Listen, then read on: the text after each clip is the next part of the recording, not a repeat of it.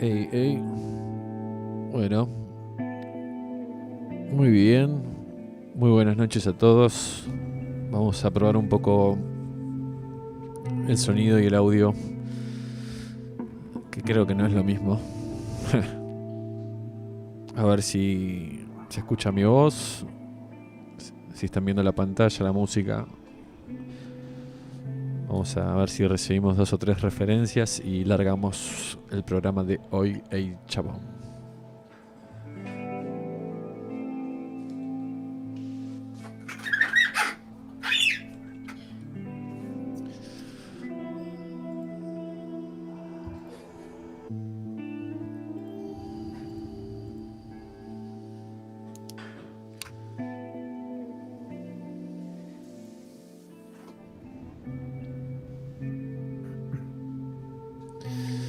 Bueno, perfecto. Siendo las 22:02, estamos en condiciones de largar con el programa. Sean todos bienvenidos.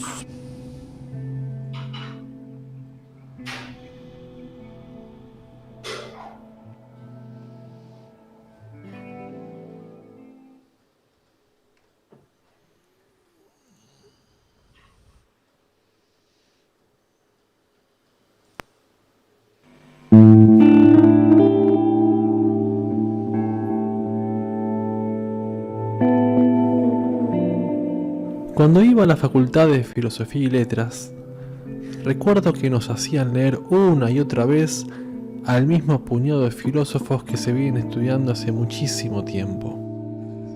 Por supuesto, unos llamaban más mi atención que otros. Y suele ocurrirme que aquellos a los que rechacé en un principio, los termino entendiendo y queriendo muchos años después.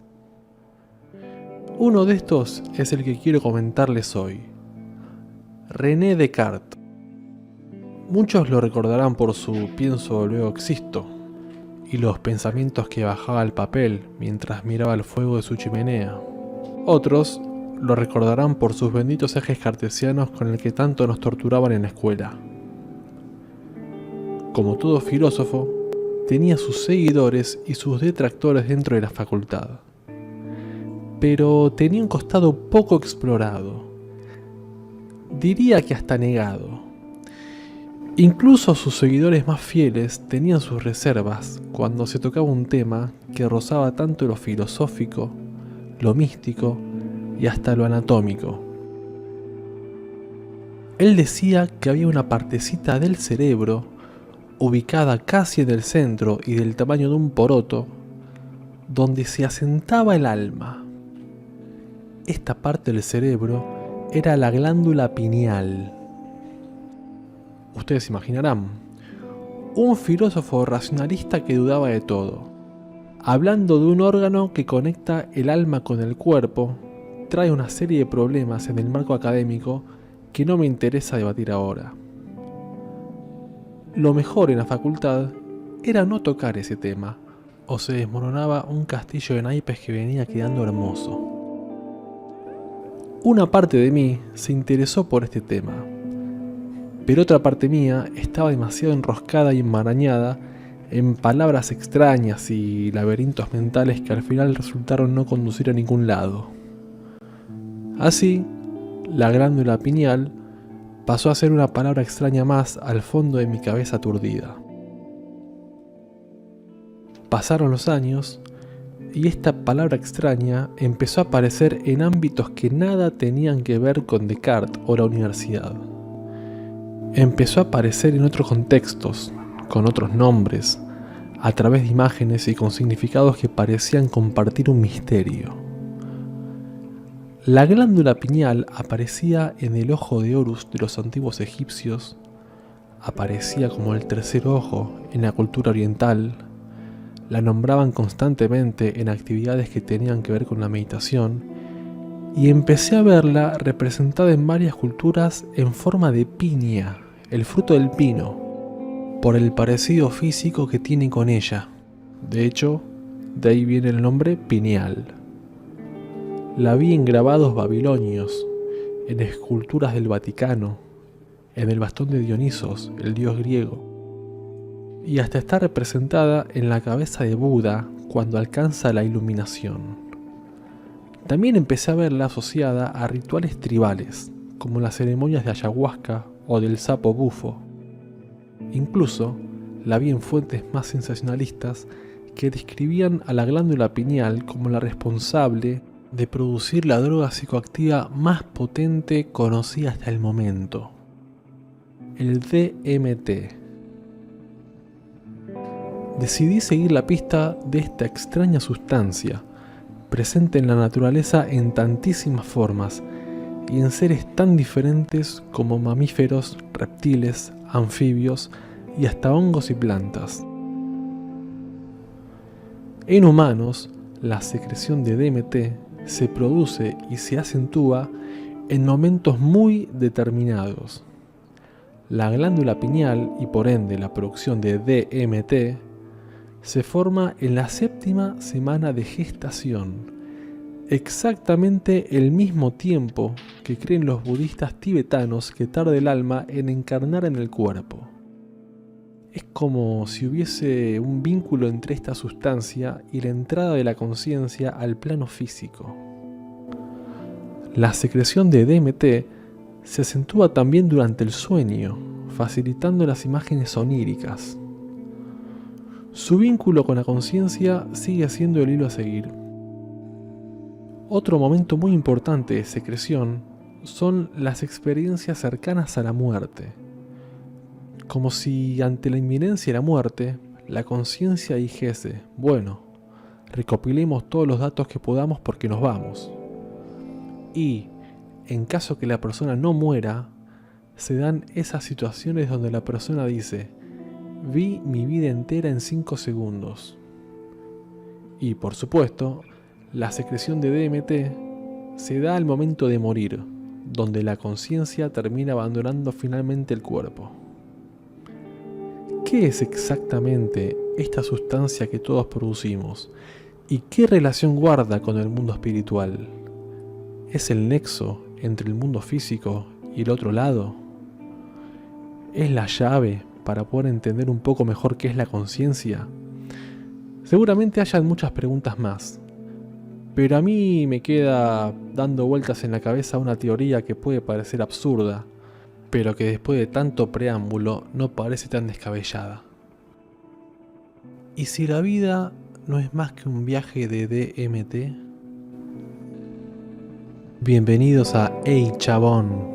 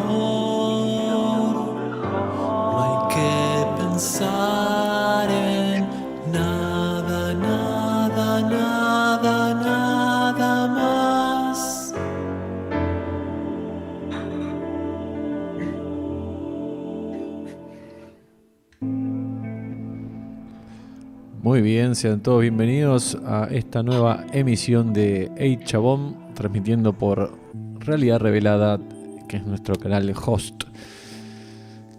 Quien les habla, Alexis Cogo. Estoy con mi amigo el señor Marcos Rodríguez. ¿Estás por ahí, Marcos?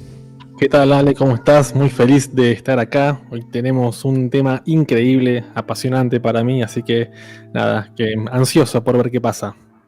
¿Qué onda? ¿Querés que hagamos una breve review de lo que acabamos de ver y escuchar? Sí, claro.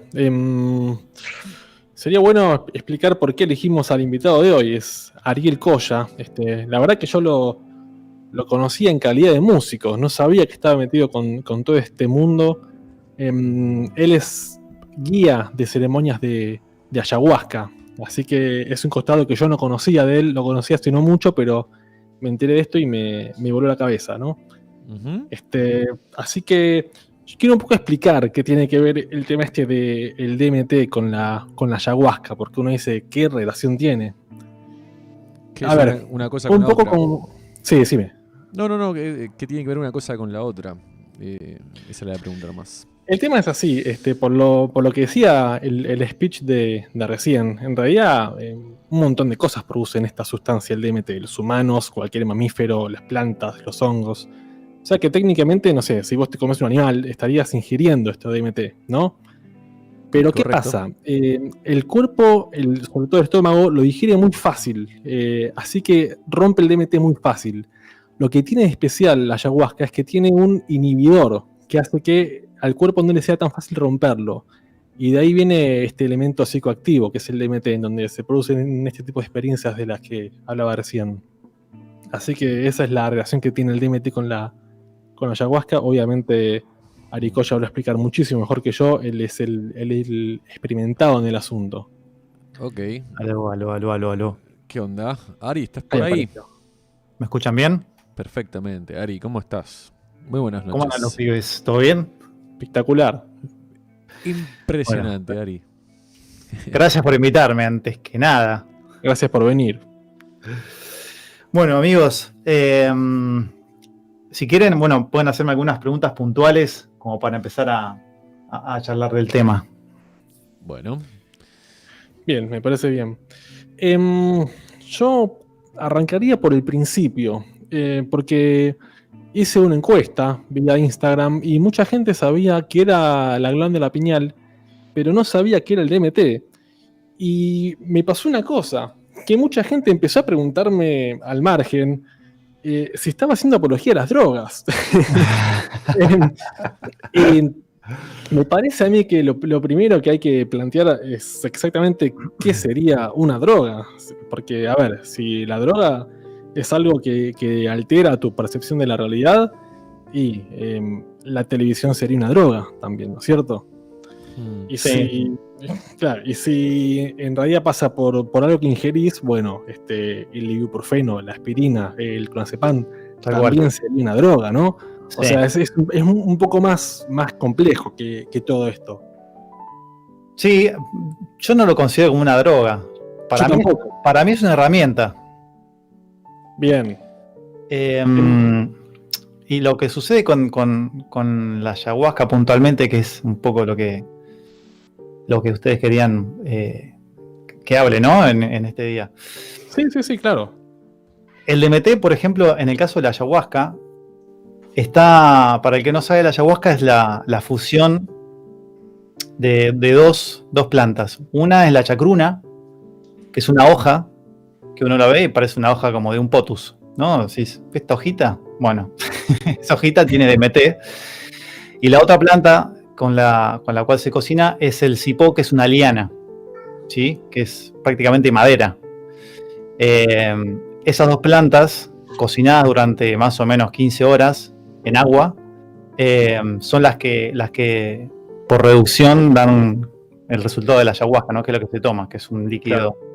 Según quien la cocine, puede ser más clarito, más espeso, pero básicamente es una especie de té con un gusto bastante feo y muy difícil de pasar, realmente. Lo que hace el cipó, en este caso, es digamos, brindar ese inhibidor del cual hablabas, que se llama monoaminooxidasa. Ese inhibidor es lo que permite que el DMT suba y que uno tenga, digamos, toda esa experiencia, ¿no? De visiones, de sensaciones, es súper sensorial todo. Y aparte genera como una apertura así de las emociones y un montón de cosas, ¿no? Por eso también en países como Perú, Brasil, se usa para tratar adicciones y un montón de problemas que la gente tiene a nivel emocional, psicológico, etcétera. Claro. Creo que vale la pena hacer una aclaración, que no es que uno, no sé, toma ayahuasca y se va a bailar a una rave, ¿no? De hecho, nada que ver, uno la pasa bastante mal, uno se descompone, está esta fantasía de que uno tome eso y entre en un mar de luz o de éxtasis, y lo más probable es al revés, que uno entre en contacto con su propia oscuridad, ¿no? Es más que nada una planta de sanación. Sí, también existe ese mito de que todo es oscuridad, ¿no? Y para mí no es tan así. Yo creo que, digamos, lo que, en base a mi experiencia y a lo que veo en la gente que lo hace, cada uno se encuentra, digamos, con lo que se tiene que encontrar en ese momento, y la planta sabe qué mostrar y qué no mostrar para trabajarlo, ¿no? Como si fuese una entidad, ¿no? Sí, parecería como que tiene una inteligencia propia, te diría. Por más que suene así medio volado, pero bueno, la experiencia en sí ya es bastante volada, ¿no? Entonces hay que hablar dentro como de esos términos. Pero digamos, uno se conecta con lo que tiene que conectarse en ese momento, ¿no? Y la planta muestra lo que uno tiene que ver y trabajar, ¿no? ¿Uno intenciona, perdón que interrumpa, pero Sí. uno intenciona qué es lo que quiere trabajar en ese momento, o la planta va y hace lo que quiere con uno? Las dos cosas. Bien. Son las dos cosas. Por lo general la gente viene y se acerca a participar de esta experiencia siempre con algún problema o algo puntual que quiere resolver, ¿no? Tampoco se trata de que en una noche o en una ceremonia se resuelvan todos los problemas que uno tiene en ese momento. Lo que sí hace es como mostrarte cosas que te van a servir de herramientas para después encarar todo lo que tengas que encarar y hacerte cargo, ¿no? Pero yo, digamos, perdón, sí. no, que digamos, en los años que llevo haciendo esto, nunca tuve una experiencia, digamos así, oscura y tétrica de la cual mucha gente habla. También hay mucha gente que habla de cosas que cuenta otro o que escucharon por ahí, digamos. Para mí la aposta es que uno viva la experiencia siempre desde su persona, ¿no? Claro. Decime lo que me vas a preguntar. Ya me lo olvidé, pero bueno, tengo un montón de preguntas, así que nada, paso a otra pregunta. Esto para mí, para la gente que de pronto no sabe mucho de qué va la cosa, ¿tiene algún peligro esto de la ingesta de ayahuasca?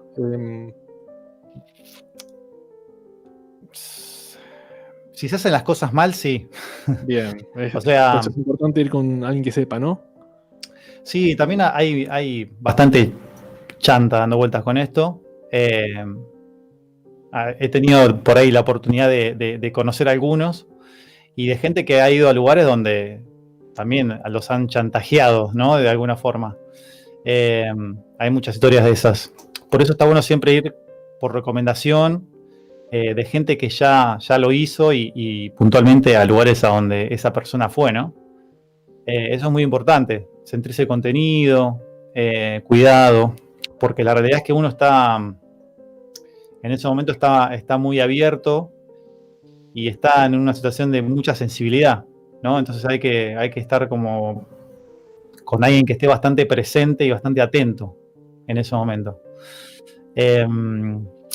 ¿Cómo era la segunda parte de la pregunta? No, si tenía algún peligro, había preguntado. Eso. Sí. Mira, hay diferentes líneas que trabajan con la planta, sobre todo en Brasil, que es de donde yo empecé a hacer esto allá por el 2009. Y por ejemplo en Brasil hay 3 líneas principales.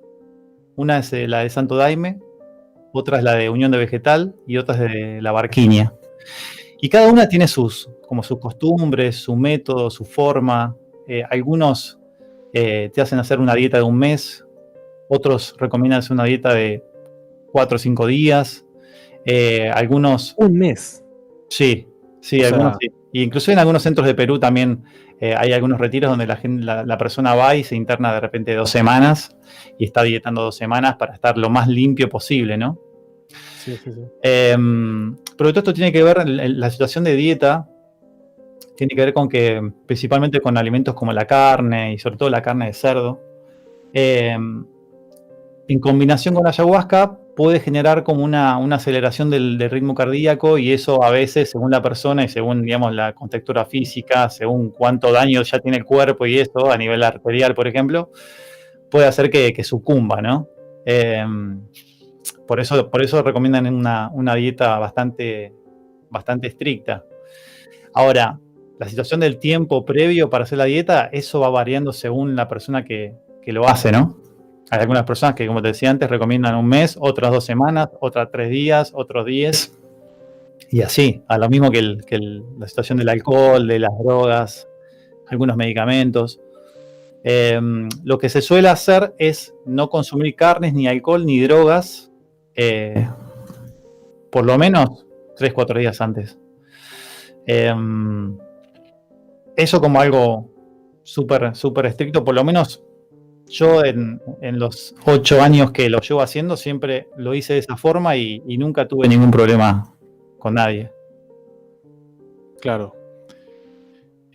Bien, me interesa saber un poco, creo que es lo que le interesa a todos, un poquito que yo sé que la experiencia es intransferible y es difícil de transmitirla, pero ¿puedes explicar un poquito en qué consiste tanto físicamente como, no sé, a dónde va la conciencia de uno, ¿no? Que es en el fondo el tema de que estamos hablando hoy, qué pasa con la conciencia, ¿no? Así que si puedes explicarnos un poquito, primero a nivel físico, qué es lo que pasa, y después qué es lo que pasa a nivel más emocional, o no sé, a dónde va uno, qué es lo que siente uno. A nivel físico, lo que suele pasar, que no sería mi caso, es la situación de la purga a través del vómito. O sea, que es normal que pase, y hasta hay gente que va a buscar eso, ¿no? Que va a buscar limpieza física. Y hay una situación en la que uno puede encontrarse vomitando, pero no es el vómito, ese vómito ácido de aceite viejo, de borrachera.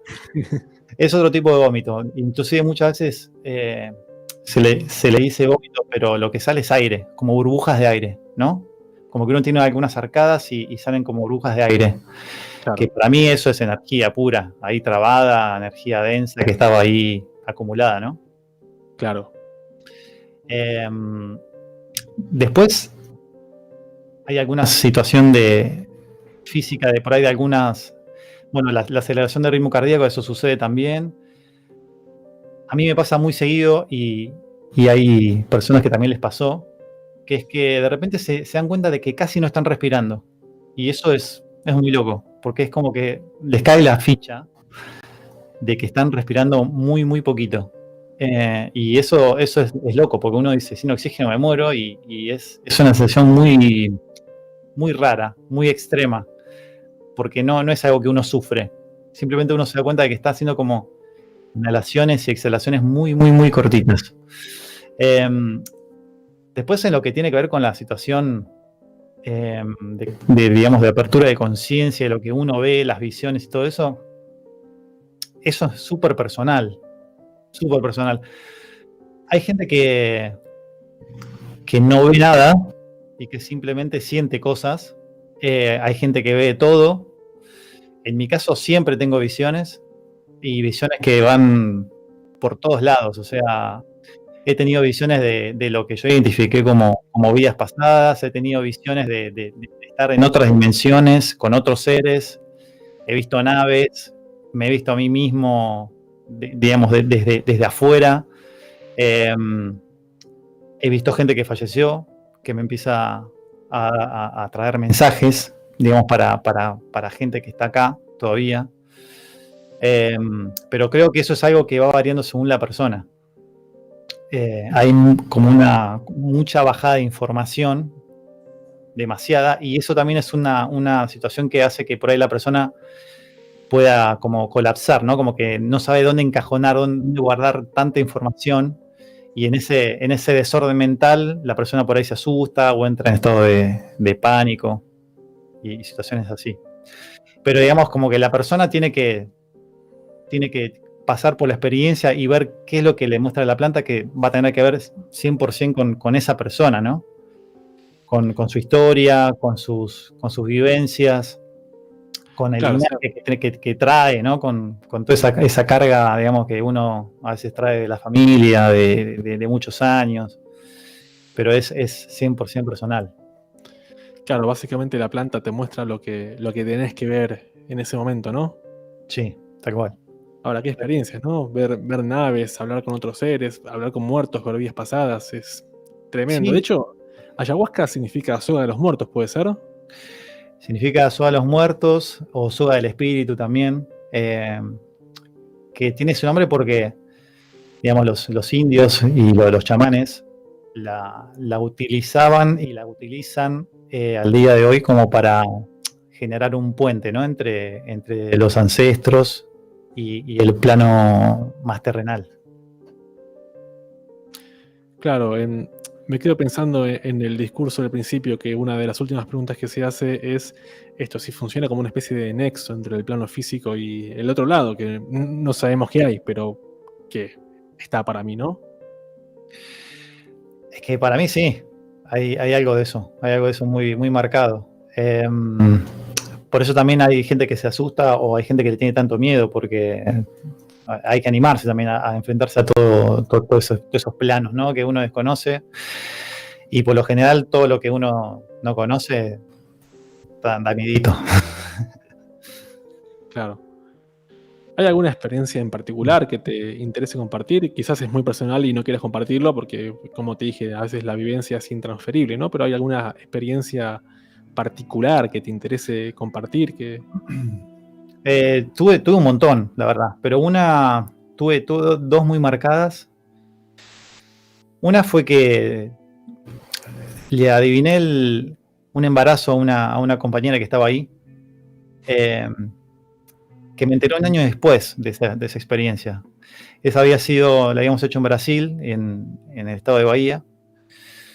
Y yo me acuerdo que durante la experiencia éramos como 30 personas, ¿no?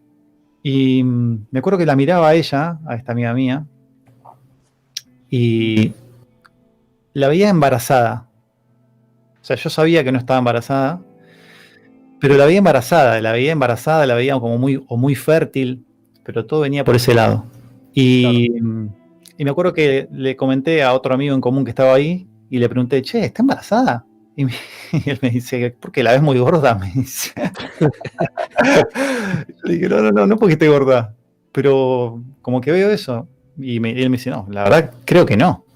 Y lo que pasó fue que un año después hablé con ella, y ella sola sacó el tema, me dijo, che, ¿te acordás cuando estuvimos haciendo esa ceremonia ahí en Bahía? Qué buena que estuvo, qué sé yo, papá. Y bueno, y ella me contó que una semana después había tenido una experiencia bastante fea, y me contó que había quedado embarazada una semana después de esa experiencia, y creo que a los 2 meses lo había perdido. Pero el punto fue que, digamos, cuando ella me dijo, tuve una experiencia muy fea, yo enseguida me acordé y le dije, pará, no me digas nada. Y le dije, te quedaste embarazada y abortaste.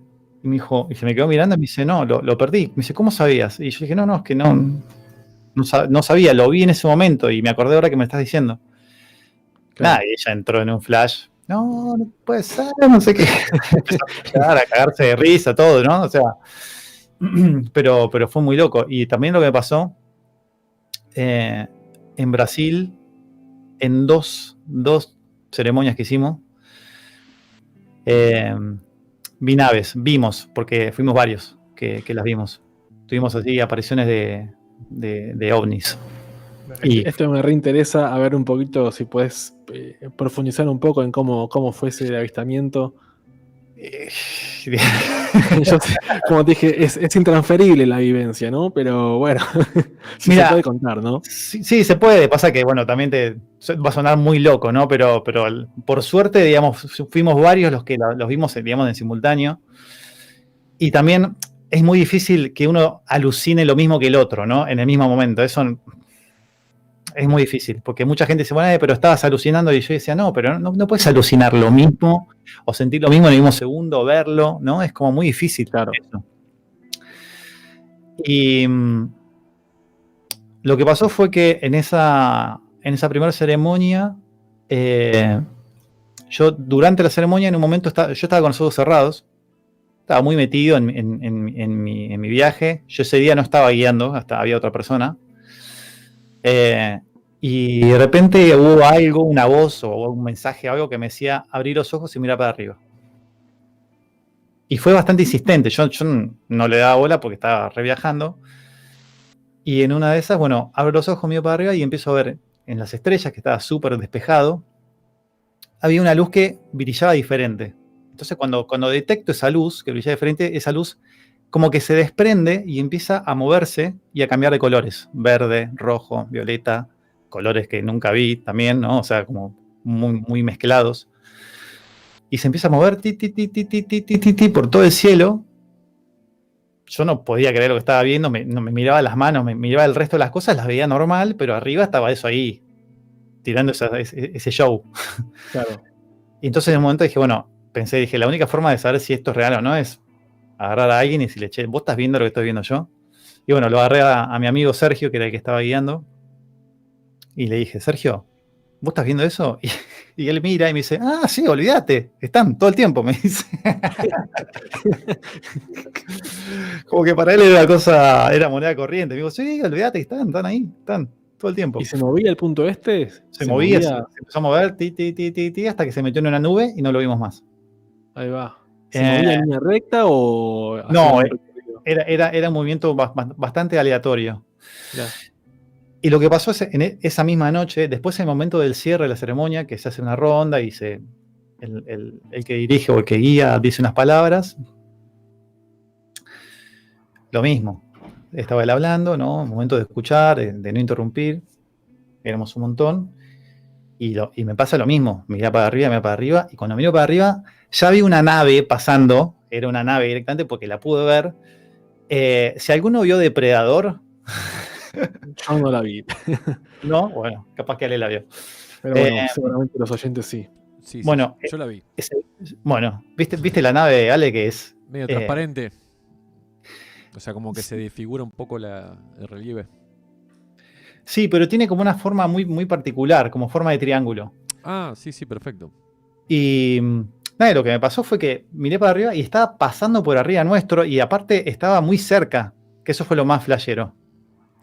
Estaba muy cerca pasando y el silencio encima. Eso también me mataba porque era semejante cosa pasando y no hacía ruido. Y entonces, claro, yo estaba, Sergio, el guía ahí hablando, haciendo el cierre, y no podía decir, che, miren para arriba. No lo daba. Entonces empecé a buscar en la mirada de la gente si alguien me estaba mirando para hacerle señas como, mirá para arriba. Nadie me estaba mirando, nadie. Y pasaba, y yo la miraba para arriba y podía ver la estructura metálica, ¿no? Desde abajo parecía como una especie como de mantarraya, ¿no?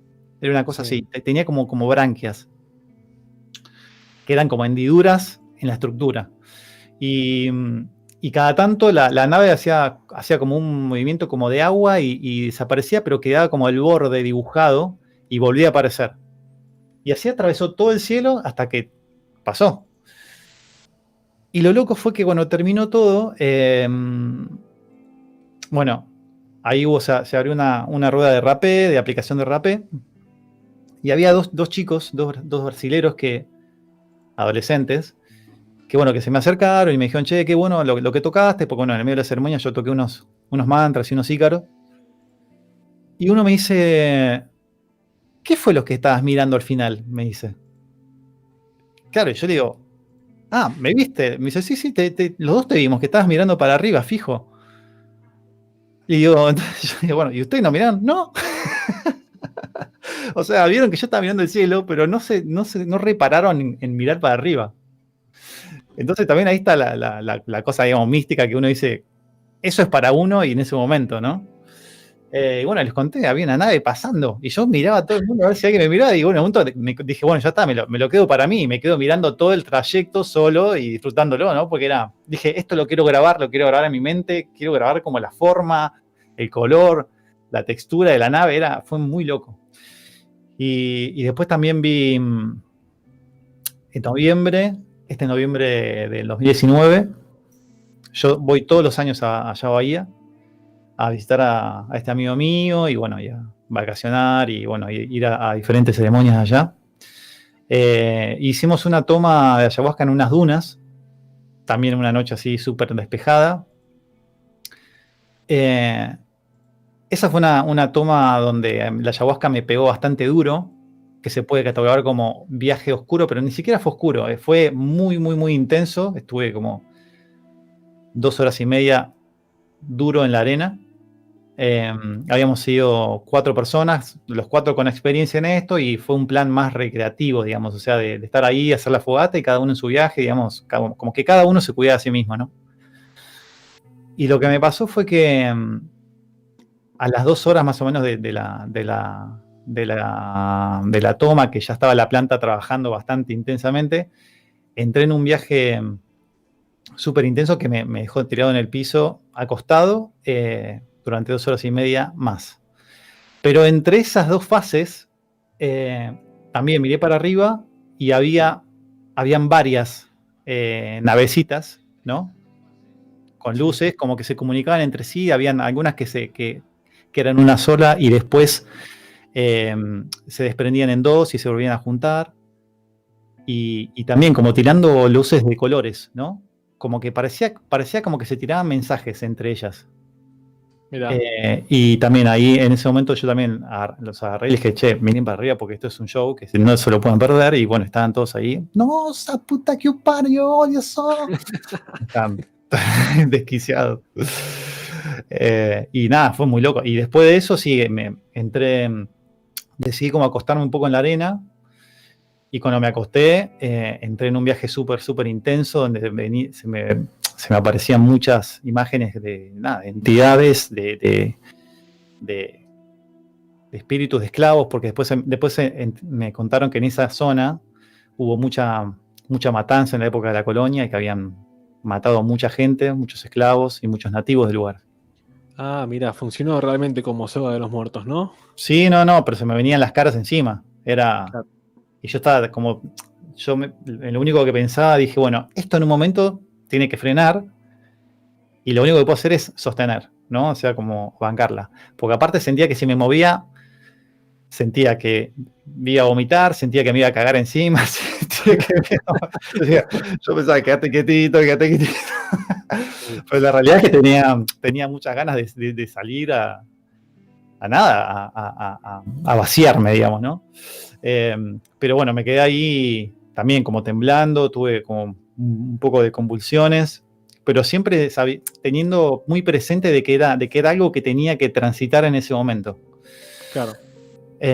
Y bueno, y así en el medio de esa intensidad, en un momento sentí que como que me dieron un changüí, y como que bajó 3 niveles, y ahí abrí los ojos, me senté, y después me paré, y me fui por ahí, por las dunas, por el desierto, a hacer un pichín. y contento, porque dije, bueno, pasé la prueba, ¿no? Porque yo hace 8 años que hago esto y nunca había tenido una experiencia así muy intensa, digamos, de saber lo que es estar al borde de la locura, ¿no? Porque yo en un momento dije, bueno, hoy me vuelvo loco y me quedo en esta, pero también lo que yo pensaba es, bueno, si estoy pensando que me puedo llevar a volver loco es porque no estoy loco, ¿no? Porque el loco no sabe que está loco. Claro. Entonces eso dije, bueno, acá hay un poco de cordura. Pero nada, sentía que me pinchaban, sentía que me tocaban, que me agarraban los pies. Y bueno, después cuando terminó todo, me puse a hablar con un nativo del lugar al día siguiente y me dijo que sí, que que en esa selva había muchos espíritus, que había habido mucha matanza. De hecho, a la noche, cuando volvimos a la casa donde dormimos esa noche, con estas dos amigas mías.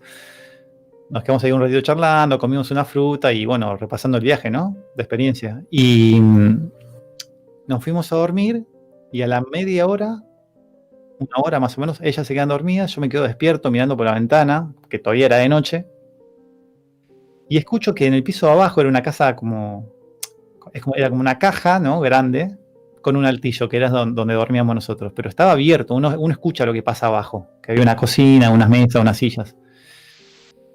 Y yo estaba ahí tranquilo y empiezo a escuchar que había alguien abajo caminando, y movía las sillas, y se movían las cosas, se escuchaban los cajones.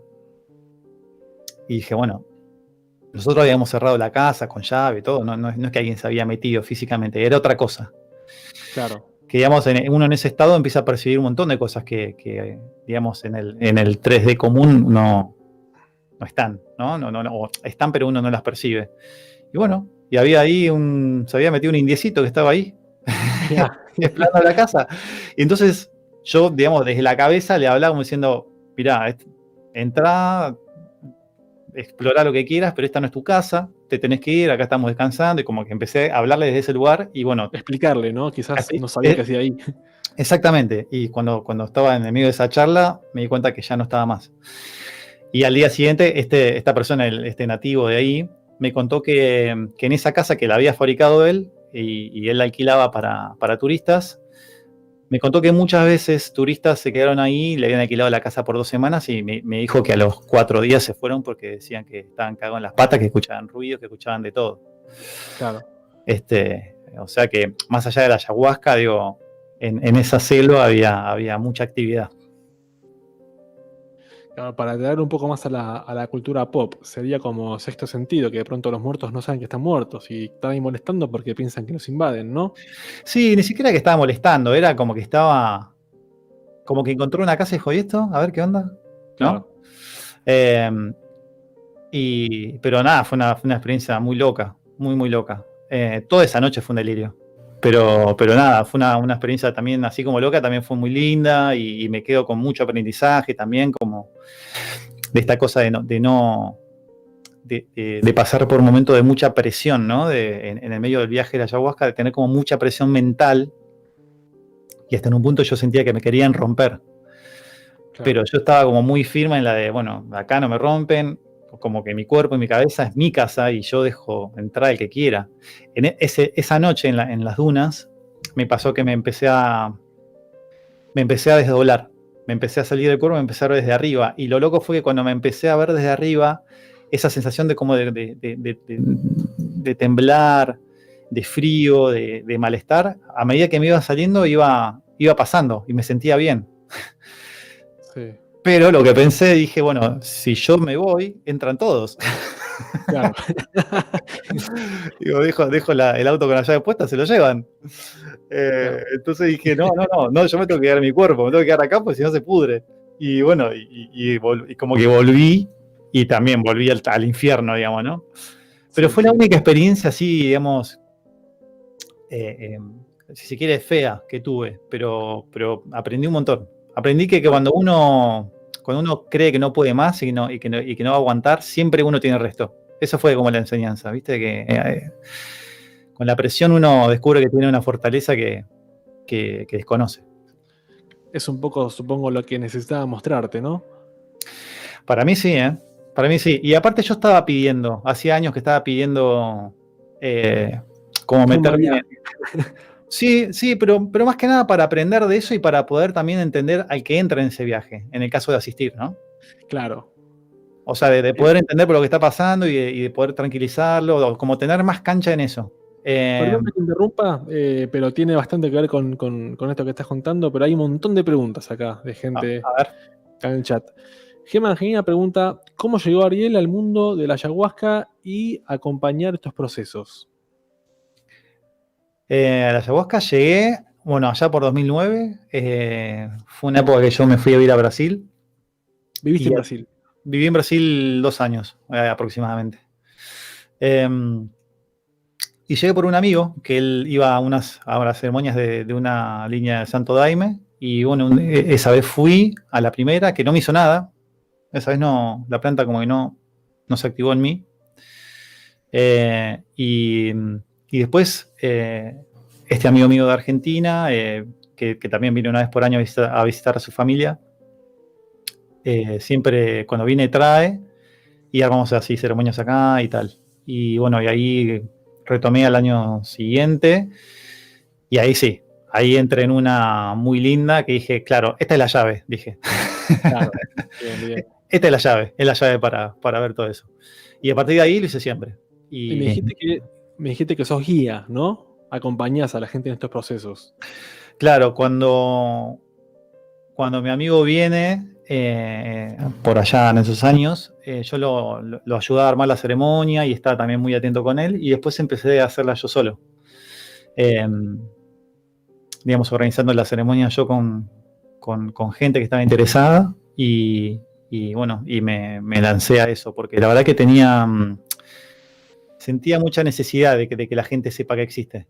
Porque por la herramienta que es, ¿no? Más allá, digamos, del viaje y las visiones y eso, digo, es una herramienta muy buena para trabajar un montón de cosas. Claro, y para ayudar a otros, ¿no? En sanaciones profundas. Totalmente. Entonces dije, esto es muy valioso, digo, y hay gente que le va a venir muy bien. Entonces, digamos, de ahí me embarqué como en esa. Y bueno, y empecé a organizar las ceremonias acá. Bien, sigo con preguntas, que hay un montón, ¿eh? Bienestar Escuela pregunta: ¿sentís que después de tomar ayahuasca amplía tu percepción y te baja más información en tu vida diaria? En el estado normal de conciencia. ¿Cómo? Dice, digamos, en el estado normal de conciencia. ¿Sí? Una vez que tuviste esa amplitud de la percepción, si después en el estado de vigilia normal Sí. te baja más información. Yo creo que no es que me baja más información, sino que lo que pasa es que uno está más atento a lo que venía bajando antes también. Y digamos que fui como estando más alerta de lo que antes bajaba, pero no le daba bola. O sea, amplía tu percepción. No es que te bajas más información, sino que estás más atento a eso. Claro, te da más claridad. Claro. Te da más claridad, te da más foco. Pero bueno, igual. Es como un 5 del equipo que levanta la cabeza, ¿no? Algo así. Exacto. Bien, próxima pregunta. Realidad revelada. Pregunta: ¿la visión en forma de mandala es una de las experiencias más recurrentes, según se dice? ¿Eso es cierto? Sí, formas geométricas. Pero ahí ni el mejor diseñador de Pixar las puede hacer. Claro. Porque son, la verdad que, digamos, las visiones en ese sentido son increíbles. Los colores. Quizás se inspiran en eso, ¿no? ¿Cómo? Quizás Pixar se inspira en eso. Y yo creo que algunos sí, porque la verdad que los holopantallas, todo eso, digo, es muy así, pero en la experiencia uno las ve mucho más expandidos, mucho más detalle, con formas y colores que nunca vio en su vida, con códigos. Hay en 3D, ¿no? O en 4D, por decirlo de alguna manera. En todo, sí, no, es increíble, eso es increíble. Y mezcla se viene aparecen muchos animales también, aparece mucho la serpiente, el águila, el tigre, la selva, pero todo eso combinado con diseños que son, parece que te los manda Dios, así, tomá. Claro. Uf, tremendo, ¿no? Sí. Acá hay otra pregunta. ¿Hay diferencia entre una droga psicoactiva o droga alucinógena? ¿Son lo mismo? Bueno, ya dijiste antes que no te gustaba llamarlo droga, pero bueno, creo que la pregunta está clara, ¿no? Droga psicoactiva, es que me parece que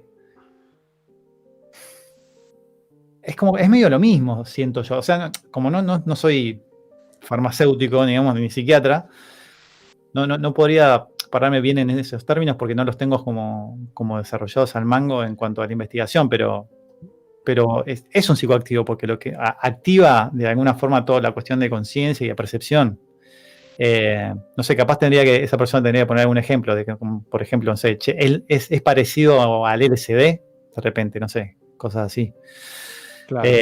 La diferencia con la ayahuasca, con otras sustancias que por ahí te alteran la visión y eso, es que la ayahuasca te conecta mucho con las emociones, y por ahí otras cosas que yo también he experimentado, es solamente visual. No hay nada emocional, no hay ninguna conexión con uno que suceda, ¿no? Es simplemente una cosa que, bueno, mirá cómo se derrite todo, mirá cómo el piso se mueve y queda ahí, no sé.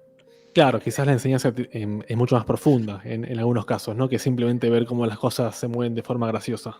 Totalmente, sí, porque te hace pensar un montón de cosas de tu vida, te hace reflexionar. Pero bueno, hay tantas cosas también dando vuelta que tendría que uno pasar por la experiencia de todo y hacer una especie de planilla de cálculo de Excel con columnas y poner las similitudes y las diferencias. Claro. A ver, acá hay un montón de preguntas. En la preparación del DMT, ¿después hay que beberlo o hay que fumarlo? ¿O se puede ingerir de las dos formas? La diferencia entre fumarlo con el DMT sintetizado. Se puede sintetizar. Sí, que es una especie como de cristalito que se fuma. Pero la diferencia es que cuando uno lo fuma, que yo nunca lo fumé, pero sé de gente que lo hace, cuando uno lo fuma entra directamente a ese estado.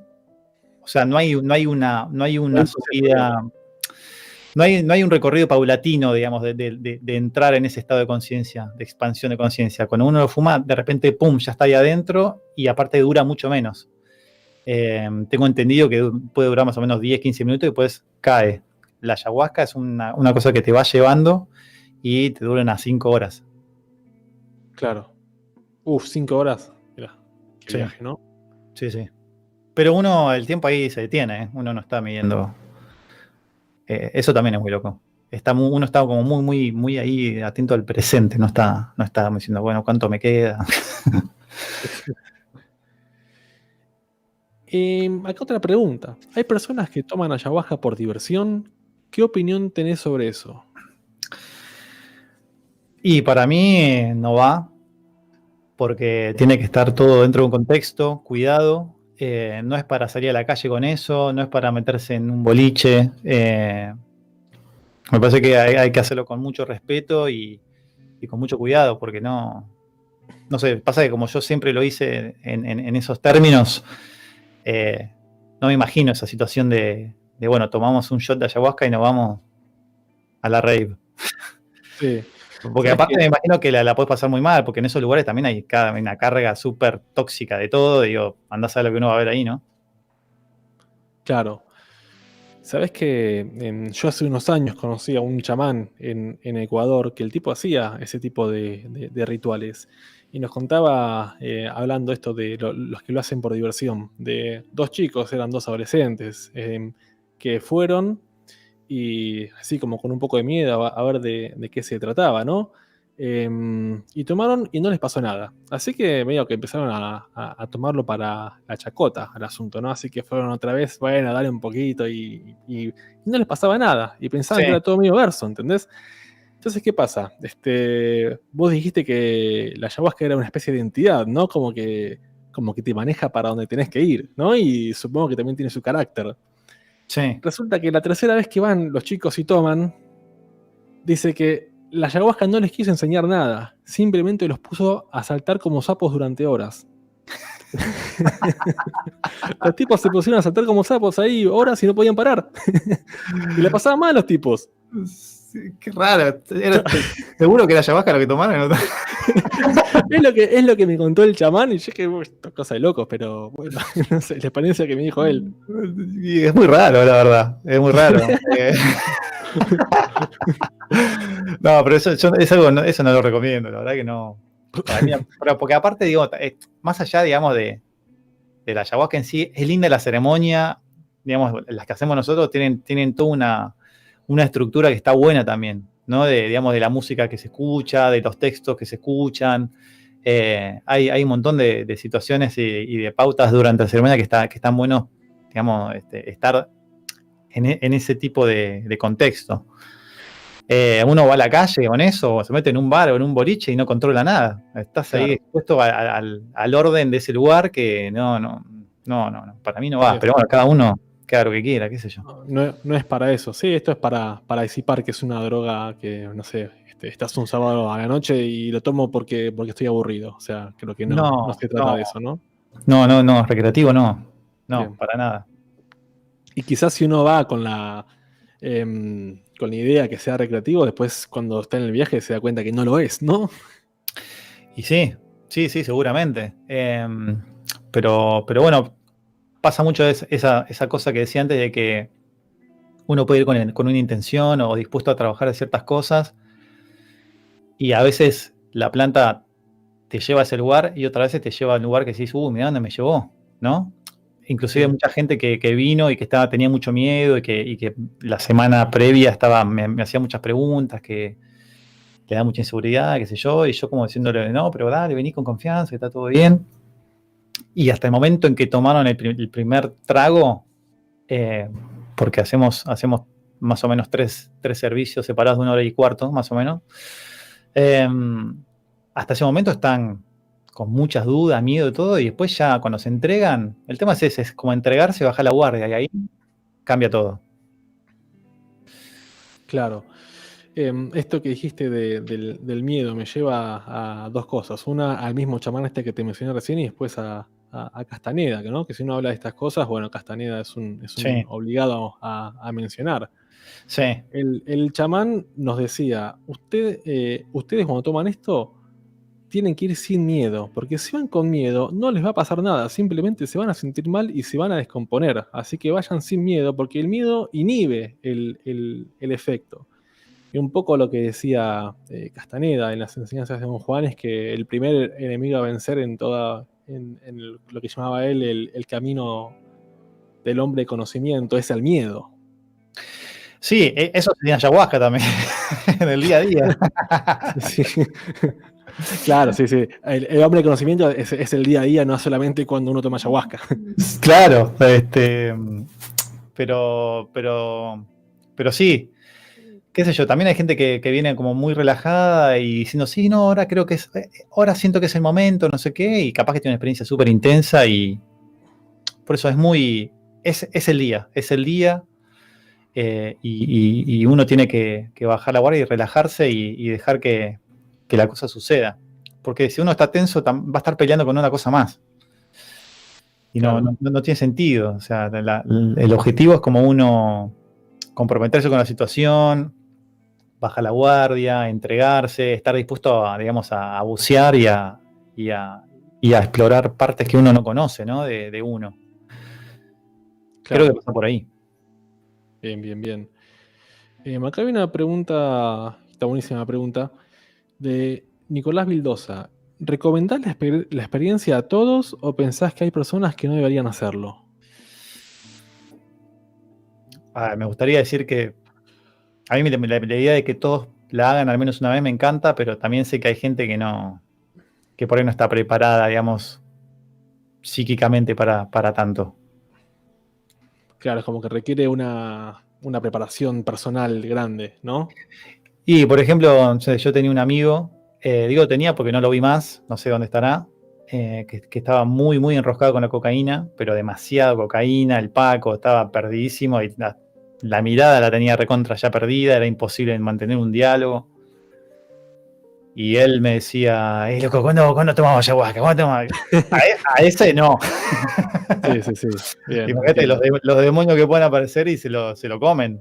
Y, pero en una de esas, si la ayahuasca es una entidad, de pronto le muestra lo que él no quiere ver, pero que tiene que ver para salir de eso. O no, Sí, obviamente es un arma de doble filo, ¿no? sí, pero eso después de una desintoxicación previa, digo, porque uno no. Esa persona no puede venir con todo su cargado encima a tomar ayahuasca porque, o sea, es peligroso inclusive para su corazón, ¿no? Digo, se le puede detonar con tanta porquería encima, en Claro, combinación puede salir volando. Entonces, no, esa persona, por ejemplo, no está en condiciones, es como limpiate lo más que pueda, o sea, rescatate un mes y después hablamos, ¿no? Pero más allá de eso, digo, sin involucrar otras sustancias, hay gente que no tiene una estabilidad emocional y mental, digamos, preparada para una cosa así. No es para cualquiera. Hay un dicho bien, que dice la ayahuasca es para todos, pero no todos son para la ayahuasca. Y creo que algo de eso buenísimo. hay. Bien. Muy buen dicho. Sí. Me mencionaste cuando hablamos antes del programa a un autor que a vos te gustaba mucho, que querías traerlo a colación, Claudio Naranjo, ¿puede ser? Sí. Que él hizo estudios con esto. El tipo es como Castaneda, murió hace poco. Era un científico que decidió meterse en este mundo y bueno, al final terminan cambiando mucho la visión que tenían sobre esto. Sí, él era psicólogo y había empezado a hacer un libro. El libro, digamos, que se llama La Enredadera Celestial, que habla de la ayahuasca. Lo había empezado a escribir allá por los años 60 y después lo abandonó y lo terminó ya, digamos, adentrado, creo que fue por ahí por el año 2000. Y él había viajado a Perú y había investigado un montón de comunidades. Él había hecho la experiencia y también había hecho como toda una recopilación de datos en base a experiencias de pacientes, ¿no? De él, que él les había recomendado la experiencia y todo. Y el libro habla un poco de eso, ¿no? De toda su investigación respecto a la parte química del DMT y toda esa situación. Y después transcribe relatos de sus pacientes respecto a las experiencias de los viajes que tuvieron. Está bueno, es muy interesante. ¿Cómo se llama el libro? Se llama Ayahuasca, la Enredadera Celestial. Mirá. Sí. Genial. ¿Estás por ahí, Alexis? Estoy acá, muchachos. ¿Algún comentario? ¿Algo que quieras agregar? ¿Preguntar? No. Estaba escuchando ahí atentamente las historias de Ari, las anécdotas, que algunas ya las conocía, pues bueno, con Ari hace rato venimos comentando de esto. Uh-huh. Me queda resonando la cuestión entre los planos vibracionales, supongo. Porque hoy se habla de entidades, se hablan de naves. No sé, Ari, ¿vos cómo interpretás, por ejemplo, la dualidad esa? No dualidad, sino que existan esas dos situaciones. Porque para muchas personas, ¿viste? Son los extraterrestres o los ovnis, y para otras personas son las entidades, para otras personas son los fantasmas. A fin de cuentas, son distintas vibraciones, me imagino, ¿no? Y uno percibe de otra forma. ¿O cómo lo vivís eso? Para mí, digamos, hay gente, hay gente que experimenta, por lo menos en mi caso, me pasó que vi un poco todo eso. No en el mismo día, pero sí me pasó a experimentar con todo, con naves, con entidades que se aparecen, que inclusive las escucho y las vuelo, las puedo oler, que eso es muy loco, porque uno empieza a oler aromas y perfumes que sí, esto es de una persona que se metió. Pero me parece que tiene que ver con cuestiones de frecuencia, ¿no? De que uno, cuando toma una planta de este tipo, digamos, el wifi de uno se abre al palo y empieza a captar señales de todo lo que está ahí dando vuelta. Y también yo creo que esto es una creencia mía, que todas esas entidades o cosas que están vibrando en esa frecuencia de que uno está ahí volando, yo creo que todas esas energías como que se dan cuenta que uno está online y se meten, ¿no? Como que ven la luz prendida y dicen, allá. Claro. Es como si uno fuese una radio, ¿no? En donde vos tenés un radio y suenan todas las radios a la vez, sin embargo uno decide sintonizar en una, o sintoniza con lo que uno está viviendo en ese momento, ¿no? Como que de pronto tomar este tipo de cosas como que te mueven un poquito del dial habitual que tenemos. Sí, un poquito y un montón.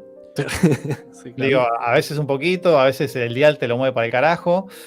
Y bueno, y uno entra en un malambo que sí, bueno, y ahora hay que bailar.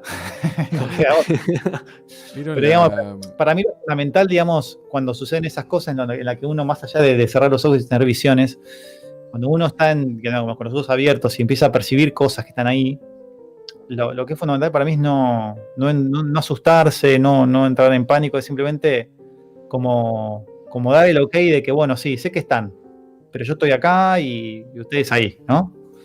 Claro. Por ahí creo que va.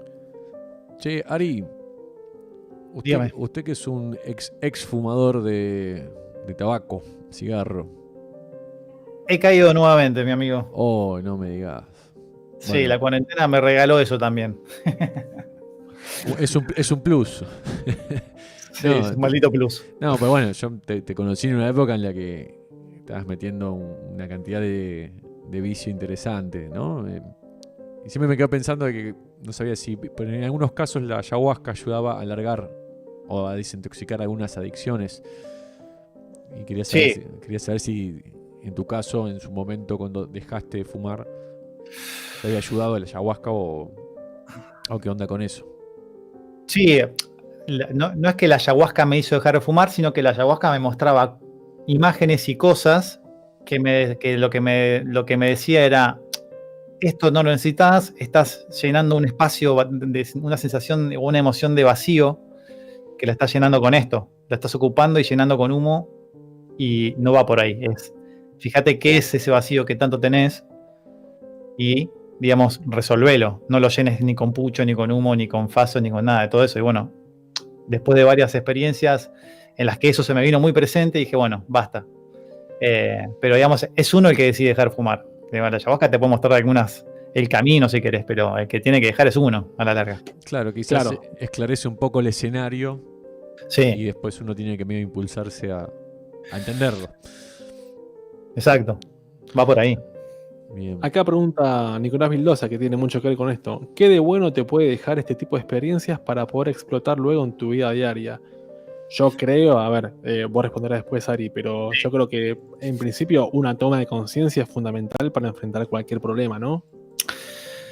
Sí, para mí tiene que ver primero con la experiencia puntual que uno vive y qué hace después con eso. Digamos, yo, después de haberlo hecho tantas veces, algunas me dejaron más enseñanzas que otras. No es que siempre me voy con una gran revelación. A veces sí y a veces no. A veces es como que estuve viajando ahí por esas dimensiones y vi cosas y listo, y me quedo con eso. Y otras veces sí hubo como una bajada más concreta de algo que yo tenía que resolver o que aplicar en el cotidiano después, ¿no? Por ejemplo, aquella experiencia en las dunas donde dije que estuve al borde de la locura, fue eso, es uno creer que tiene el sostén y el aguante para atravesar situaciones difíciles, ¿no? Y que el potencial y que las ganas y la energía para sostener eso existe. ¿Te pasó alguna vez de ver a alguien que quedó en el camino? Vos dijiste, estuve a punto de volverme loco. ¿Conociste a alguien que realmente quedó del otro lado? ¿O tuviste, o cuando vos hacés de guía, tuviste gente que tuvo un mal viaje y que no lo podía sacar? No, que no lo podía sacar, no. Sí, tuvo gente que, digamos, que tuvo como procesos fuertes, pero que no duraron toda la noche, ni tampoco quedaron después turulecos, ¿no? O sea, fue un momento ese que tuvieron que atravesar algún proceso en donde de repente entraron en un estado por ahí de pánico, si se quiere, o de mucho nerviosismo, o de susto.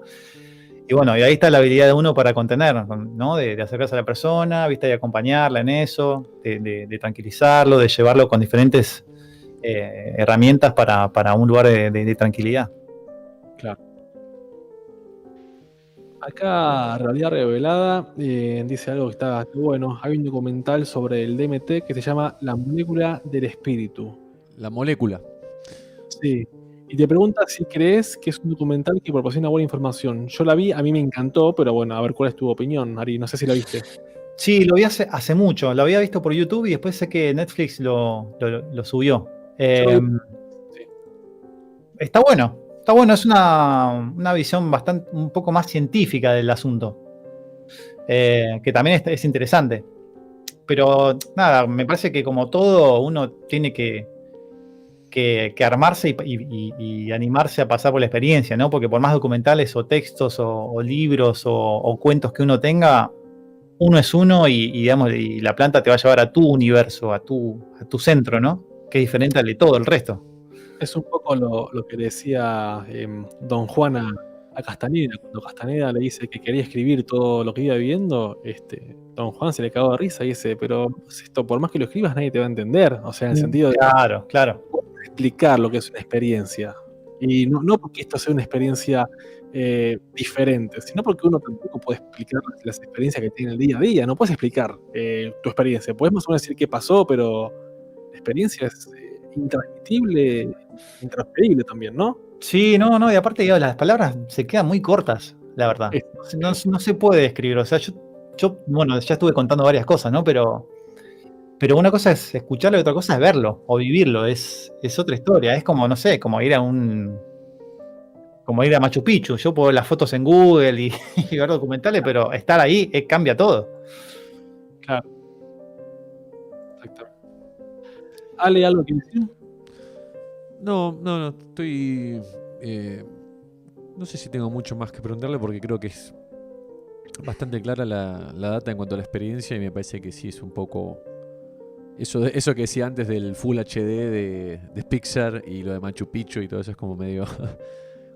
Creo que la experiencia es 100% por ahí. A mí me quedan esas preguntas, nada, que es lo que hablamos hace un ratito sobre si podían diferenciar las entidades en cuanto a experiencias, que es lo que le había preguntado antes. Y después tenía esa cosa con que si la ayahuasca podía ayudar a sanar, porque había unos documentales que había visto hace unos tiempos, los habré enganchado online porque no recuerdo sus nombres, pero recuerdo que había varias personas que iban a hacer ese tratamiento con ayahuasca durante varios días y me acordaba lo que contaba Ari al principio, que hay algunas dietas que duran varios días, en los cuales se hacen tomas durante varios días para limpiar ciertas actitudes o patrones de las personas. No sé, Sí, inclusive hay centros en Brasil y en Perú donde digamos, centros de adictos, donde le dan ayahuasca, de repente hacen una toma una vez por semana, ¿no? Y los tienen ahí un par de meses haciendo esa y metete para adentro y buscá cuál es el problema que tenés. O sea, metete para adentro cuál es ese vacío que llenas, ¿no? claro, Adictos sería algo así droga. perdón, Marcos. Sería algo así como lo que decías antes de que quizás la ayahuasca te limpia un poco la visión del escenario, como por ejemplo, como le decíamos, digamos, cuando tenés esa falta en la que te metías humo, por ejemplo, con el tema del cigarro. Sí. Que quizás en una toma no lo ves eso, y es bueno, es hacer el tratamiento hasta que lo veas. Quizás es como bueno, cuando en las ceremonias de Tao te dicen, viste, como que no te pueden decir cuál es el punto, sino que te pueden dar una pista de por dónde es, y te van como guiando hacia dónde es. Entonces pensaba que quizás puede ser algo así, porque yo pienso en una entidad que quizás te podría decir, bueno, loco, sos una entidad, decime dónde está el problema. Pero no es tan así, ¿no? Sí, no es tan así. Me parece que es como un laburo en equipo entre vos y la planta que te empieza a mostrar un montón o pasar un montón de información. Me parece que va por ahí la historia, pero de nuevo, cada uno tiene como su forma de aproximarse a sus mambos, ¿viste? No es lo mismo para todos. Che, y con respecto a este juego de ida y vuelta, de como ir averiguando qué es lo que a uno le pasa, y la idea esa de que uno está en este plano, digamos, 3 dimensiones, siendo humano, para aprender, y un poco pareciera que el juego de esta vida es ir descubriendo cosas. ¿Crees que tiene relación entre eso de ir descubriendo y estas herramientas? De uno ir descubriendo, digamos, las cosas de su vida. Sí, digo, ¿cuál es el plan de la vida, no? A veces en mi caso yo pienso que es ir quitando velos, ¿viste? Buscando cosas, conociéndose. Sí, Va por digo, ahí, me parece, ¿no? de vuelta, eso para mí es ajeno a cualquier enteógeno, ¿no? O sea, ajeno a cualquier planta, cualquier hongo, a cualquier cosa. Digo, uno tiene en la vida, viene acá para aprender, para ser mejor, para tratar de no volver a encarnar. Claro. Si es que eso es posible.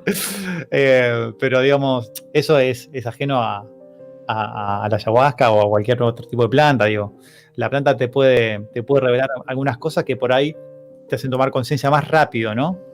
Pero bueno, digamos, la vida me parece que se trata de eso, ¿no? De, como decía vos, te vas sacando capas, te vas sacando Sí. mugre. Las capas de cebolla. Claro, yo lo pensaba en cuanto, no que la ayahuasca sea como la llave. La llave, ¿viste? Pero sí capaz que juega por ese lado, que quizás a veces te muestra cositas que decís, mira, por acá es mejor, o esto no va, o esto sobra, Sí. o esto sobra, o esto no lo había visto. Sí, todo eso, pero igual también digo, está bueno lo que pasa en los días posteriores a la ceremonia o a la toma. Porque uno está como también uno termina muy cargado, con mucha emoción, con un montón de cosas. Y por ahí esa semana posterior está buena para ir observando la bajada y también ordenando todo eso, ¿no? porque muchas veces uno termina y tiene ganas de hacer un montón de cosas y así, de forma desordenada, porque te activa todo eso. Y no, me parece que la forma es, bueno, pasar esta experiencia, te anotás todo en un cuadernito y después lo vas leyendo y ahí vas como ordenando. Esa por lo menos es mi forma de verlo. Cada uno sabrá. Claro. Marcos. Sí, yo estoy acá viendo el chat. Hay una pregunta que ya preguntaron 1000 veces y nunca la preguntamos. ¿Cuál es el costo de la ceremonia? Eso también va variando según los lugares. Yo sé que hay lugares que cobran cualquier cosa. Digamos que se nota que están haciendo plata. Sí. En mi caso, el arancel que estamos pidiendo es de 4.000 pesos. Bien. ¿Con qué frecuencia se hacen estas ceremonias? No sé si hay una frecuencia determinada o va pasando simplemente. Yo trato de juntar un grupo lindo de gente y una vez que está, ahí la hago. Antes de la cuarentena solía hacerlo más o menos una vez por mes o cada mes y medio, cuando se armaba un grupito lindo y ahí se armaba. En Brasil y en Perú sé que lo hacen onda, es como una misa. Todos los sábados hay ceremonia y la gente va ahí y reza y todo. Pero bueno, eso es allá que es diferente. En mi caso lo hago así, más o menos cada mes y medio. Y a veces yo tomo solo. Cuando necesito irme para adentro sí, meterme bien para adentro para investigar cosas mías, tomo solo y entro en el viaje solo.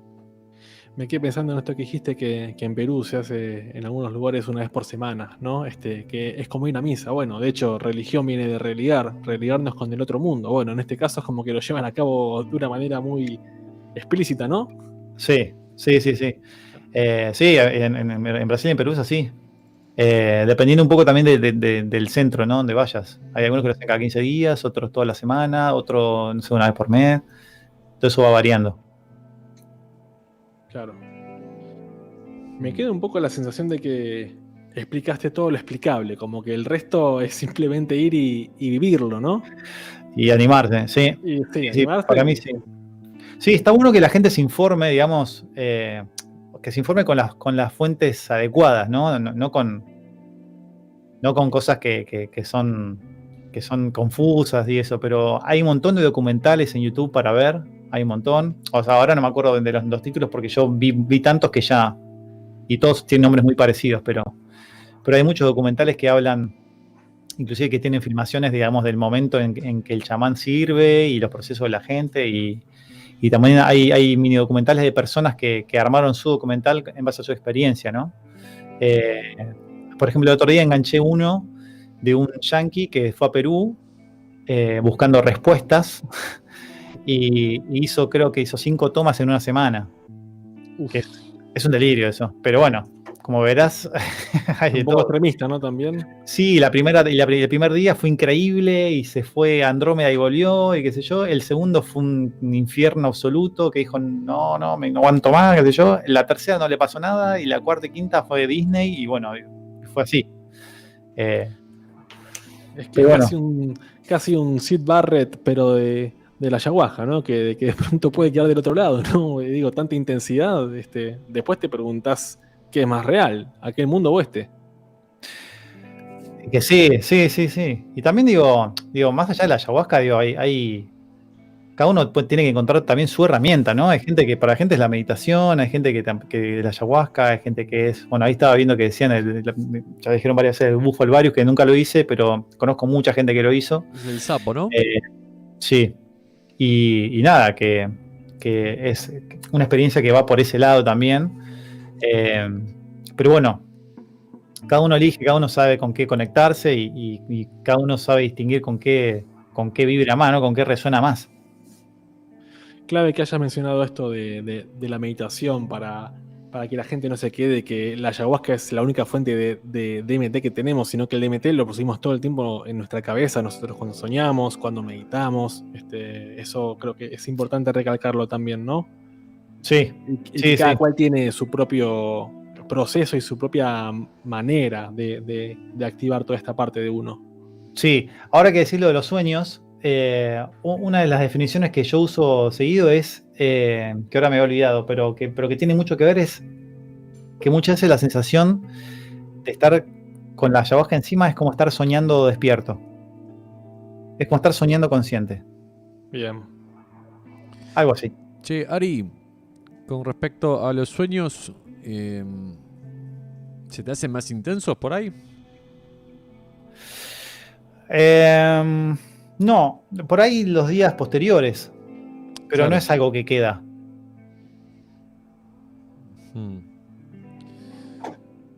No, pensaba en las personas que tienen sueños lúcidos o hacen ejercicios con buscar esa lucidez en los sueños. Que Como la de darse la mano, como hacía Castañeda. ¿De cuál? Castañeda decía que para volverse consciente en el sueño había que uno, cuando estaba soñando, acordarse y mirarse la mano. Mirarse la mano, mirá. Sí, Mirá. que ese era un truco que le decía a Don Juan. Si te querés volver consciente en el sueño y controlar vos el sueño, o sea, vos explorar en tu sueño y no que el sueño te lleve, cuando estés soñando, acordate de mirarte la mano, la palma de la mano. Cuando hagas eso, Genial. te vas a volver consciente. Pasa que yo nunca me acuerdo. A mí me pasa en el sueño que no controlo nada. O sea, yo estoy soñando y no sé que es un sueño. ¿No? Es como bastante difícil. Sí. Yo tengo disparadores que me doy cuenta que es un sueño, digamos. Porque hay situaciones que las veo y digo, esto no puede ser real nunca.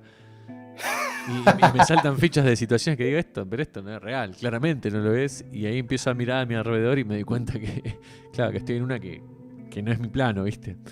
Claro. Y ahí se acaba la película. Sí, Ahí claro, yo no sí. soy amigo de Mick Jagger. No, bueno. En su momento yo hacía el ejercicio de tomar nota, ¿viste? Cuando te levantás con cierto residuo de recuerdo de lo que estabas soñando. Y lo tomaba nota con un cuaderno. Eso está bueno. Y eventualmente, bueno, las cosas iban tomando como otra forma. Y bueno, uno empezaba como a recordar de dónde estaba del otro lado y cosas similares. Pero bueno, eso quizás en otro programa podemos hacer. La gente que hace sueños lúcidos. Sí, dice que hay gente que viaja entre sueños, se dice. ¿No? Hay algunas personas que son recurrentes entre los soñadores lúcidos. Personajes, quizás. ¿Sabes qué otra cosa que te quería preguntar, Ari? Se me fue la palabra. El otro día mi hermano hizo la mención. No es arquetipo, pero sí es como cuando. Por ejemplo, conozco mucha gente que ha tomado ayahuasca y que se les ha presentado la figura de Gustavo Cerati, por ejemplo. Qué suerte. No, pero digo, quizás no él como persona, digamos, como la visión física, pero como que se transmitía que era esa persona, digamos, ¿no? No sé si me explico. Sí. Es como en la esencia pensaban, muchos hablan de él. ¿Alguna vez te pasó algo así? Como de reconocer a una entidad o a un personaje o a un carácter o a un... No sé si arquetipo es la palabra, pero... así de una persona que se codió con la fama y la riqueza en este plano, no. O alguien reconocido quizás, que diga, esta persona yo la conozco.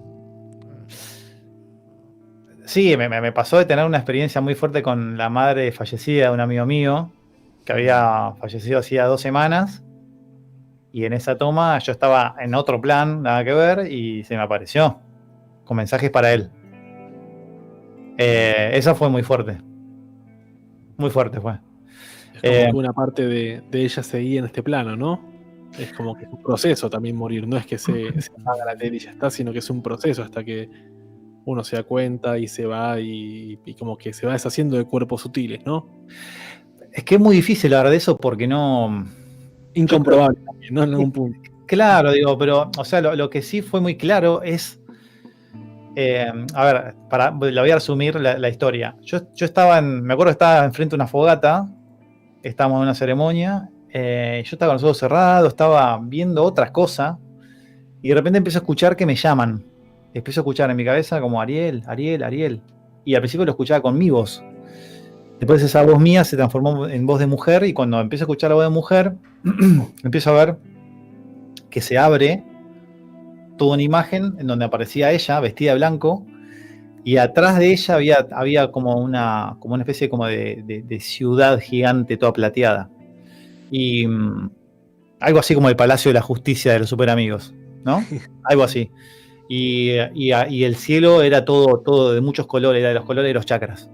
¿no? En ese orden, y como mucha luminosidad, y bueno, y ella me decía que tenía que decirle a mi amigo, o sea, a su hijo, que tenía que levantarse, que no tenía que estar deprimido porque estaba muy mal él con la muerte de ella, que tenía que seguir para adelante, que era lo que ella le había enseñado y qué sé yo. Y bueno, yo le pregunto, le digo, háblame de ese lugar, le digo, quiero saber de ese lugar donde estás. Y ella mira para atrás, mira la ciudad esa, me vuelve a mirar y me dice, es que no me dejan hablarte de este lugar porque no es tu momento para saber de esto. Pero me dice, quédate tranquilo que ya lo vas a descubrir. Y ahí hizo y se fue. Uf. Y abrí los ojos y dije, what the fuck, man. Y se comunicaste a tu amigo, supongo, ¿no? Y lo pensé mucho en decírselo, porque dije, él estaba en una situación muy sensible, viste, llorando, estuvo muy mal muchos meses. Y dije, ¿qué hago? ¿Le cuento esto? ¿No le cuento? Y bueno, le conté a mi colega que estaba ahí ese día dirigiendo, le conté y me dijo, no, me dice, decíselo, boludo, me dice, esto es importante, es un mensaje, es algo que pasa con la ayahuasca. Me ha pasado a mí, le ha pasado a gente que conozco que canalizan, que son canalizadores o medium, como le dicen. Y además es la zona de los muertos, justamente. Claro, me dice, entonces decíselo, me dice, si el mensaje es positivo, decíselo. Y bueno, se lo dije y se puso re contento él. Muy contento. Y bueno, fue un alivio para mí, la verdad, pero fue una visión muy, muy clara de todo eso. Muy clara. Claro. Y después nada, me pasó de estar escuchando Beethoven en ese estado y ver su locura. Claro. No sé si lo vi a él, pero sí podía ver en la música que sonaba, podía ver claramente su locura, o sea, toda la genialidad del tipo, de la cabeza que tenía, y esa necesidad de expresividad tan grande que tenía de explotar. Sí. Y nada, como que creo que en un punto me pude meter un poquitito en su cabeza, ¿no? De vivir toda esa locura. Era un rockero el tipo, era un rockero de esa época. Sí. Y nadie lo entendía. Y bueno, pero ya está, quedó inmortalizado. Qué intenso, ¿no? Sí. Como dije antes, yo tengo la sensación de que explicaste todo lo que se puede explicar, el resto es vivirlo. Hay una última pregunta que hacen acá y es la diferencia entre hongos y peyote, preguntan acá. No sé si estás en el tema. El hongo sí, peyote no. El hongo es parecido a la ayahuasca, pero tiene una energía diferente. Me parece que tiene me parece que la ayahuasca es un poquito más salvaje. Tiene la ayahuasca tiene una energía más femenina y el hongo me parece que tiene una cosa más masculina, me parece. Pero bueno, también hay que tener cuidado con eso. Bien. Yo personalmente no tengo más preguntas, me quedó clarísimo. Para mí es un viaje este vivo que estamos haciendo. No sé, Ale, si vos tenés alguna duda. No, estamos bien. De hecho, estamos ya en recta final del programa. Ari, me gustaría invitarla un día a Flor Peralta. Sí, buenísimo. Quizás si me ayudás, la podemos convencer de que participe acá en el programa. ¿Por qué no quiere aparecer? Y no sé, viste cómo es Flor. Pero bueno, Flor es una amiga que tenemos en común con Ari que tiene muchas cosas lindas para contar, ¿no, Ari? Que tiene un poquito de todo para contar. Pero sí. Sí, tiene mucha data y a veces también es un poco. Es data que puede caerme un poco pesada. A mí por momentos como que me digo, bueno, hasta acá, basta. Abruma. Y sí, porque es mucho y es como que también estar muy, muy arriba todo el tiempo tampoco me gusta a mí. Pero ella, como trabaja de esto, está todo el tiempo también investigando y leyendo y aprendiendo y estudiando cosas nuevas. Tiene mucha información, porque también digo que puede resultar un poco chocante para el que no está acostumbrado, ¿no? Pero sí me parece súper interesante para que venga y cuente muchas cosas. Ella lo que hace es terapeuta, digamos, terapeuta holística. Sí. Así que, nada, quizás ahí a la gente que está en el chat, si les copa ese plan, podemos trabajar para el miércoles que viene. Encargar para ese lado. ¿Qué decís vos, Cabe, Marcos? Sí, claro. Sí. Siempre que sean gente que viene a exponer una mirada diferente, de hecho, para eso es el chabón, ¿no? Sin dudas, hay que romper un poco la la realidad que estamos... que nos quieren tirar ahí en las antenas. Bien ahí. Bien, bueno, vamos al cierre entonces, chicos. Hasta aquí el programa. Ari, Vale, me encantó el programa. Gracias, Ari, por estar. Gracias a ustedes, amigos, por la invitación, el espacio. Nada, muy, muy lindo todo. súper. Bueno, hasta el miércoles que viene, gente. Estamos ahí conectados. Ari, si quédate ahí en línea, que por ahí hacemos una captura de pantalla o algo así, nos quedamos con el recuerdo. Bueno, Mita, abrazo. digo. Chao a todos.